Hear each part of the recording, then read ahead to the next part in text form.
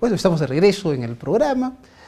Durante mucho tiempo hemos estado analizando cosas que parecen que ocurren en el otro lado del mundo, que no van a llegar. Bueno, años atrás con Edwin Heredia, que hoy es nuestro invitado, como todos los viernes de la Asociación Vida y Familia, hablábamos de la ley de autopercepción de género de la Argentina. Resulta que una ley similar ha sido aprobada ahorita, hace 4 días en Chile, donde las personas pueden elegir ante el registro civil qué género tienen. No importa si han nacido hombres o mujeres, yo me siento mujer, yo nací hombre, pero me siento mujer, entonces uno va allí y sin mayor complicación dice, voy a cambiar de nombre y cámbiame de género. ¿Desde cuándo aparecen estas leyes? ¿Cómo pueden influenciar la vida de una sociedad? Lo voy a conversar con Edwin Heredia. Edwin, bienvenido. Buenas noches, Enrique, ¿cómo estás? Mira, has hecho una pregunta interesante. ¿Desde cuándo? ¿Por qué? Esta ley de identidad de género que se acaba de aprobar en Chile antes de ayer, o sea, Piñera la ha promulgado antes de ayer, después de que hace un mes y medio. No 4 días, 2 días, ¿no? 2 días, sí. Después de que mes y medio atrás, aproximadamente, el Senado ya la hubiese aprobado, ¿no? Entonces, mira, la ley de identidad de género es una cría, una hijita de la ideología de género. Empecemos por ahí, ¿no? Pero es más, vamos a ver qué dice, y me le he aprendido de memoria, ¿no? Porque además son 3 líneas, qué dice esta ley, ¿no? Que acaban de promulgar en Chile, con el alborozo del presidente Piñera, ¿no? Muchos votaron por él pensando que no llevaría a término este proyecto que lleva unos 5 años en debate en Chile, ¿no? Entonces, fíjate, esta ley dice lo siguiente, que la ley de identidad de género es una convicción, es la convicción, ¿no? Personal, íntima, interna, ¿no? De una persona que se siente hombre o mujer, ¿no? Hombre o mujer, según su autopercepción, como tú decías, es decir, según cómo se perciba a sí misma, ¿no? Coincida o no con el sexo y nombre que le fueron verificados en su partida de nacimiento. Entonces, de aquí se desprende clarísimamente que es un sentimiento, un deseo. Yo me autopercibo, pienso que soy hombre y entonces resulta que soy hombre, entonces coincide, no tengo problemas. Mi identidad de género coincide con mi identidad sexual. Pero resulta que yo tengo incomodidades, no me gusta, fíjate, no me gusta ser hombre, tengo algunas dificultades, qué sé yo, culturales o sociales o personales, ¿no? Y entonces, bueno, pues puedo tomar la decisión de que a partir de ahora yo no me siento hombre, más bien me siento identificado como una mujer, entonces puedo cambiar de género. Y entonces puedo ir con esta ley al registro civil y me cambio de nombre y de sexo. Lo que no voy a hacer es cambiarme de sexo, porque eso es imposible. Lo que voy a hacer es cambiar en unos papeles, ¿no? del registro del RENIEC chileno, ¿no? En que ahora yo ya no me llamo Edwin, sino me llamo pues Elvira, ¿no? Porque bueno, así me autopercibo. Y si soy mayor de 18 años, lo puedo hacer con un par de testigos y se acabó. O sea, no media ningún análisis médico, jurídico, psiquiátrico, nada. Y entre los 14 y 18 años, pues la ley dice que deben contar con el consentimiento de sus padres, representantes legales, y si no, ojo, el menor, mayor de 14 años, puede ir a un juez de familia y entonces solicitar que le cambien o solicitar el cambio en su identidad de género. Y el juez decide. y el juez decide, ¿no? A ver, antes este tema se hablaba de disforia de género. Hay unos conceptos, ¿no? Vamos a hablar de eso. Sí. Ojalá. Había unos conceptos. Disforia de género. Había unos conceptos antes. Por ejemplo, se hablaba de homosexualidad, Sí. y que era una enfermedad y que la Organización Mundial de la Salud la retiró hace, no sé, decenas de años, ¿no es cierto? Sí. Pero se quedó todavía con el tema de disforia de género, que es distinto a la homosexualidad. En la homosexualidad puede haber, es el caso de una persona que es hombre, se siente hombre, pero se siente atraído por hombres, sexualmente hablando, ¿no es cierto? La disforia de género es de lo que estamos hablando, ¿no es cierto? Efectivamente. Es decir, hombres que se sienten encerrados en cuerpo de mujeres y mujeres que se sienten encerrados en cuerpo de hombres, ¿no es cierto? Sí, pero no es tanto así, Enrique, sí. Mira, el término disforia de género es amplio, ¿no? Recoge todas las, vamos a decir, las incomodidades o desacuerdos internos que uno pudiera sentir, no sé, desde el uso de la razón, desde que uno tiene uso de razón, con su propio sexo, ¿no? Imagínate que un niño a los 8 años o a los 9 años, por teniendo una especie de disforia de género, empieza, ¿no?, siendo varón, medio pues a sentirse incómodo con ser varón y más bien a tener como apetencias de orden femenino, apetencias o actitudes de orden femenino, ¿no? Como que pudiéramos decir, tuviese una disforia de género. Bien, bueno, esa disforia de género podría ser una cosa que en la mayor parte de los casos así lo es, ¿no es cierto? Una cosa que simplemente se arregla con la llegada de la pubertad, porque obedece a cosas propias del desarrollo, ¿me entiendes? Es decir, aproximadamente 9 de cada 10 personas que presentan una disforia de género en la niñez, en la adolescencia, ¿no?, hasta llegar a la mayoría de edad, pues resuelven el caso, se resuelve solo, diríamos, ¿no? Porque, y sobre todo, si son menores, al llegar la pubertad, ¿me entiendes? O sea, no hay... Ahí su identidad real se refuerza, ¿no? y la mayor parte de veces coincide su percepción con el sexo real. 9 de cada 10 de los que sienten... Según estuve leyendo un estudio o una experiencia de 25 años, precisamente de una endocrinóloga chilena, ¿no?, que fíjate que analiza, bueno, estos datos que te acabo de decir, de 9 de cada 10 son datos, vamos a decir, generales, mundiales, ¿no?, que son conocidos. Bien, después te menciono me estaba confundiendo de Chile porque es asombroso numéricamente hablando. Bien, entonces, llegada a la pubertad, se resuelven 9 de cada 10 casos de posibles disforias de género. Estamos hablando no de 10 chicos normales, sino de 10 chicos que han sentido una cierta disforia de género. El resto, 1 de cada 10, 1 o 2 de cada 10, ¿no?, ¿qué podría pasar? Que enfrentas, pueden haber problemas ya de trastornos en el desarrollo sexual, la famosa TDS, ¿no? Y eso tiene causas genéticas, hormonales, cromosómicas, etcétera, que hay que empezar a estudiar, o si no también psiquiátricas. Y entonces allí recién empiezas tú a evaluar o vamos a decir, a tratar médicamente el tema. Correcto. Porque podría ir por esos lados. Bien, entonces ahora es donde viene el tema del estudio chileno, antes de la pausa. Podemos hablar después de la pausa. Claro que sí. Regresamos para ver ese tema del estudio chileno, pero también para seguir hablando de esa ley, porque puede traer algunos otros problemas legales, burocráticos, y eso lo hablamos también tras la pausa.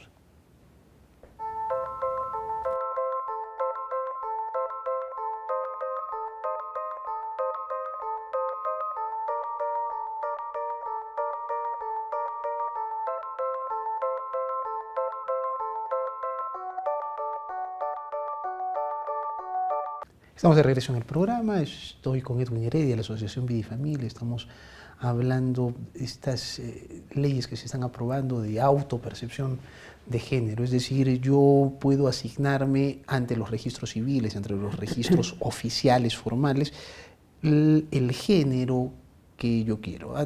Bueno, y eso me trae una serie de cosas que vamos a ir tocando. Pero antes, no quiero dejar inconcluso lo otro. Querías mencionar unas cifras de un estudio de una científica, médico chilena que trabajó durante 25 años, ¿no? Y al parecer atendió 360.000 casos, ¿no? 360.000 casos, es un universo muy grande durante 25 años, ¿no? Me imagino que son casos de disforia de género o algo parecidos. Pues bien, bueno, ella dice que de estos 360.000 casos, ¿no? Dos, ¿no? Fueron casos realmente dramáticos, dolorosos para la persona y su familia, porque ahí sí se podía hablar de un transgénero. 2, ¿no? Es decir, ¿cómo interpreto yo esa conclusión? Porque no he podido obtener más datos. Que esos 2 casos de los 360.000 son como unos problemas ya de la naturaleza humana, digamos como lo puedo comparar, por ejemplo, como una criaturita que nace sin cerebro, que se forma sin cerebro, ¿no? Pues es un caso entre, ¿no? Pues esto, 2 casos entre 360.000 es un caso entre 180.000, un caso entre 200.000. ¿Bien? O sea, estamos hablando de un porcentaje que va por las 10 milésimas. Correcto. ¿No? Entonces, ¿con esto qué quiero decirte? Que estas personas que hablan de que se puede uno cambiar de sexo simplemente por un sentimiento o una autopercepción y que se puede pasar de hombre a mujer o mujer a hombre, bueno, pues que esto no es verdad porque nacemos hombre o mujer, pero que pueden existir casos ya verdaderamente, vamos a decir, patológicos, muy extraños, como una cosa extraordinaria en la naturaleza humana que en el orden de 1 cada 200.000, ¿no? Puedan darse, como en el caso de esta persona chilena. No uno de cada 200.000 personas, sino uno de cada 200.000 casos de disforia. Casos de disforia. Casos diagnosticados o estudiados de disforia. Ahí voy, perdón, tienes razón, hay que precisar esto, ¿no? O sea que si eso lo llevamos a términos ya de una base de población, pues los porcentajes son mínimos. Entonces, aquí se ve claramente la ideología, la malicia de esta ley, ¿no? Ahora, yo quiero ir a la parte, porque bueno, o sea, uno puede mirar esto extremadamente lejano, ¿no es cierto? Pero sí. el tema que a mí me pareció interesante de analizar era las reservas totales y completas sobre el cambio de género. Es decir, que ponías el caso, ¿no? Edwin Heredia iba y decía, quiero llamarme Elvira. Y soy mujer. Sí.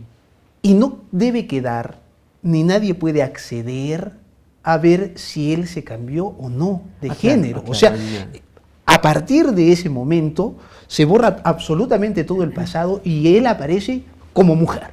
¿No es cierto? Claro. Genial. ¿Qué pasa si viene efectivamente un tipo, se enamora de esa Elvira y decide casarse?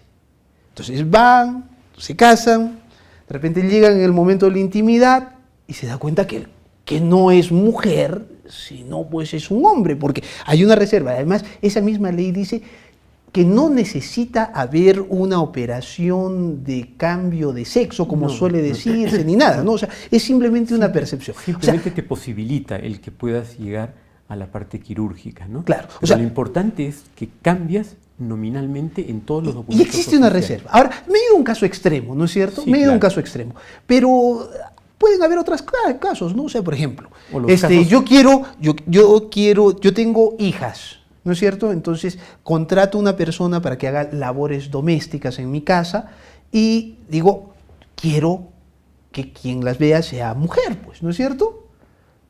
Y resulta pues que después me voy enterando, no sé, son cosas que pueden ocurrir, ¿no es cierto? O los casos, vamos a decir, desde los casos anecdóticos de hombres transgénero, o sea, que se dicen mujeres, se convierten en mujeres, que participan en juegos de atletismo, en pruebas de atletismo o deportes y salen ganando, pues. Claro, ¿no? por supuesto, ¿no? Desde ese caso anecdótico hasta casos terribles como puede ser que un transgénero entre en una cárcel de mujeres y las viole, ¿no? Ha pasado. Ha pasado. Ha pasado muchos casos. O sea, ha habido hombres que han logrado salir de cárceles de hombres para irse a cárceles de mujeres y han terminado violando a mujeres. Entonces, claro, entonces estamos hablando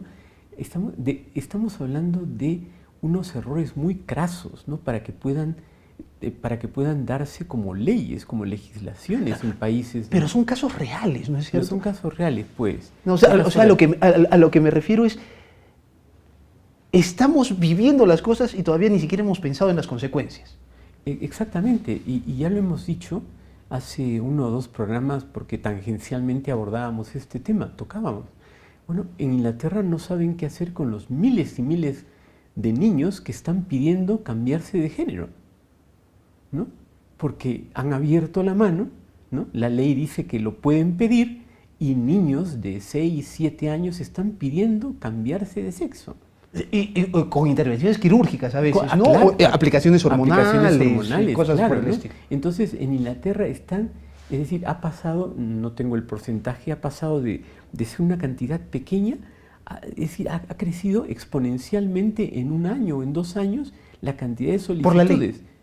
Por la ley, claro, y por la moda que supone, y por toda la campaña, y por todo el adoctrinamiento que se hace en los colegios a través de la ideología de género, porque no te olvides, esta ley de identidad de género es consecuencia directísima, una de las más directas de la ideología de género, que te dice justamente esto, que el sexo no es una realidad biológica, sino te lo construyes tú a ti mismo. Yo me imagino. Y esto es lo que esta ley lo que te dice, lo que hace es reconocer que tú tienes razón si te percibes como lo que quieres ser. Nos está ganando el tiempo, pero quiero hacerte esta pregunta final. Sí, claro. Todavía parece que Chile, Argentina, no sé, creo que casi todos los países del mundo siguen siendo extremadamente conservadores y sigue siendo género masculino-femenino. Pero me imagino que pronto, o sea, podría esto irse a que género, y entonces ahí sí vamos a tener masculino, femenino, trans, no sé, o sea, toda esa gama que ahora es LGTBIQ, claro, y no sé qué más, ¿no es cierto? Claro, por ahora estamos en, claro, lo más que se ha dado como legislación en los países son las leyes de la ley de identidad de género, ¿no? Que te permite cambiarte de hombre a mujer o de mujer a hombre. Ya, eso, nada más, ¿no? Pero claro, las posibilidades de que tú adoptes un género son infinitas. Yo no por decirlo, ¿no? Pero pueden ser, se habla de un centenar. Hay variaciones. ¿Un centenar? O sea, ya no es LGTBQI, sino hay distintas versiones, ¿no? Hay quienes hablan de 30, otros de 60, otros de 130, ¿no? Ese es el límite al que he llegado yo en 130 géneros. O sea, es terrible. Lógicamente, para eso, yo creo que todavía no se legislará en el sentido de que tenga un rubro o un lugar en una identidad, en un papel oficial, ¿no? Pero tú sí te puedes sentir como tal y bueno, eres hombre o mujer, pero sin embargo tienes un género que tú te has autoasignado y que no es ni hombre ni mujer, sino que puede ser eso, bisexual, intersexual, puede ser indefinido, todo lo queer, ¿no? Te agradezco mucho, Edwin. Bien, no tienes por qué, Enrique. Edwin Heredia de la Asociación Vida y Familia. Nos reencontramos el lunes en Módulo.